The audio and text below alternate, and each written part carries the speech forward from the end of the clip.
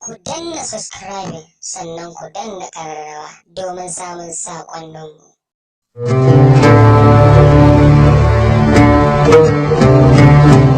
السلام عليكم ورحمة الله وبركاته. أعوذ بالله السميع العليم من الشيطان الرجيم. بسم الله الرحمن الرحيم، وصلى الله على سيدنا ونبينا وحبيب قلوبنا وشفيع ذنوبنا أبي القاسم مصطفى محمد وعلى آل الطيبين الطاهرين المعصومين سيما بقية الله في الأرض صاحب الأسر والزمان أرواحنا له فداء. إن الحمد لله نحمده ونستعينه ونستغفره ونستهديه ونعوذ به من شرور أنفسنا ومن سيئات أعمالنا، من يهد الله فلا مضل له ومن يضلل الله فلا هادي له، ونشهد أن لا إله إلا الله وحده لا شريك له، ونشهد أن محمدا صلى الله عليه وآله عبده ورسوله. سبحانك لا علم لنا إلا ما علمتنا إنك أنت العليم الحكيم. To zan sake ƙara sallama dai. Assalamu alaikum warahmatullahi wabarakatuh. To da farko zan fara da taya mu murna da cewa muna godiya ga Allah ta'ala wanda ya samu cikin waɗanda suke cikawa da alƙawarin da ya mana da ahad da mithaq da allazi wathaqahu lana, alƙawarin da ya mana na walicin amirul mu'minina wal a'imma alaihim assalam. Wannan ba karamar ni'ima bace, kuma muna godiya ga Allah ta'ala da ya karrama mu da wannan rana wanda ya ɗauki alƙawarin al'umma ga walayan wanda ya walittar, walayan amirul mu'minina da auladihil masumin. To kuma muna godiya ga Allah, alhamdulillah zai ja'ala kamala dinihi wa tamama ni'matihi bi wilayati amirul mu'minin Ali bin Abi Talib alaihi salam. To ni'ima Allah ya mana bayan ni'ima. Na farko ni'iman samar da mu daga rashi. Da ba mu. Kuma in Allah ta'ala ya ga dama me yake halitta, to yana iya ga dama ya halicce mu. To bayan halittan kuma yana iya ga dama kuma ya yi mu waɗansu halittu, tun daga shi da halittu daban-daban.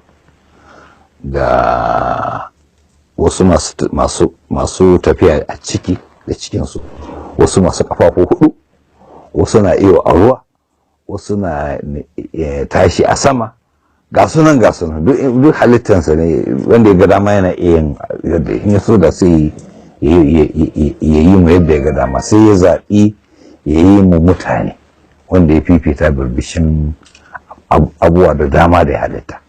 Domin ana cewa to da tsakanin mala'iku da mutane suka fi, an ta mai amirul mu'minin ya ce shi mala'iki ruhi ne tsatsarka, amma an sa mashi hankali ba sha'awa, shi kuma ita kuma dabba an sa mata sha'awa ba hankali, shi kuma mutum sai aka gwama masa biyu. Saboda haka in mutum ainihin hankalin sai fi ƙarfin sha'awansa, to ya fi mala'ika. In kuma sha'awarsa ta fi ƙarfin hankalinsa, to dabba kuma ta fi shi. Daga da halakanar insana fi ahsani taqwim thumma radadnahu asfala safili. To shi mutum ke na farko dai an bashi babban dama, wanda aka yi an bashi babban dama, an fifita shi, amma kuma shine in ka ga ya kaskanta shi ya kaskanta kansa. Sannan kuma a cikin mutane wanda ya fifita sai kuma ya ƙara mana wani fifikon, shine fifikon kasancewa musulmi, wanda mafi yawan mutane kuma su kuma ba musulmi ba. Fifikon imani, wannan daraja ce bayan daraja, sai ya ƙara mana wani fifiko a barbashin imani, baka zantuwa mu'mini, sai ya samu yan al'umma manzon rahama sallallahu alaihi wa alihi, wanda ita ce firyayyen al'umma, khairu ummatin ukhrijat lin-nas, sai ya samu a cikin wannan al'umma din. Kai wannan ni'ima bayan ni'ima mala. To cikin yan al'umman annabi din kuma sai ya ƙara mana wani ƙarin fifiko, ya samu ahlul wilaya. To kowace ni'ima ce ka ga tafi wadda ta kafinta. Domin ni'iman mutum ya zama ahlul wilaya shine birbishin ya zama musulmi. saboda keɓancewa ne.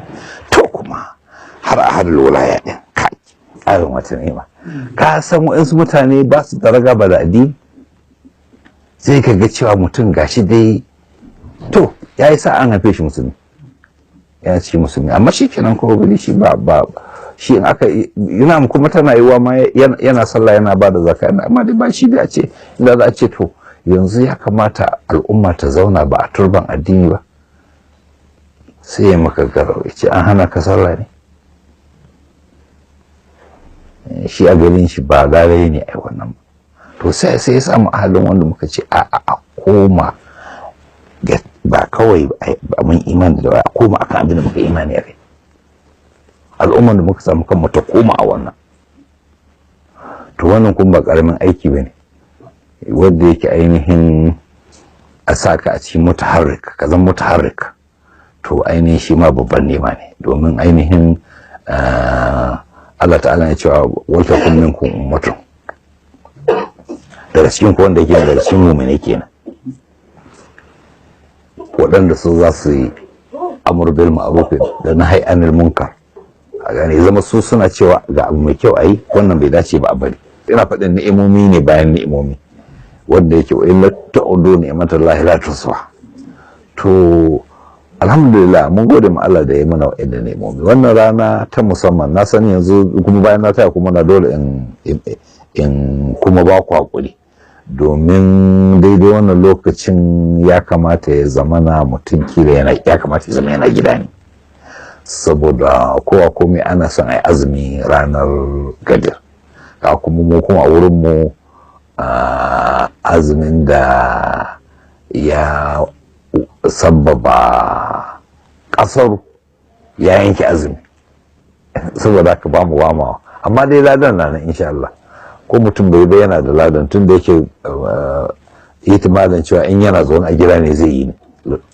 To kuma dama mun saba mukan yi bikin Gadir a Zaria, sai mun gama ne wasu sukan je kuma su yi a garuruwansu, mun saba mukan yi hakan.